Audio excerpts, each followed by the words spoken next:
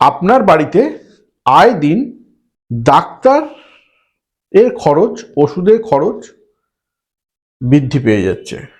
যেটা আপনার প্রতি মাসে খরচ ছিল 100 টাকা, সেটা 1000, 2000, 10,000-এর উপরে চলে যাচ্ছে। এর কারণ কি?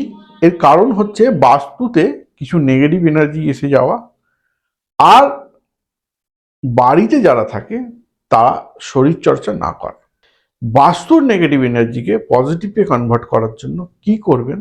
দক্ষিণ দিকে একটা ছোট্ট কাঁচের বয়ম বা বোলের মধ্যে 7টা গুলি দিয়ে তার মধ্যে একটু জল রেখে দেবেন।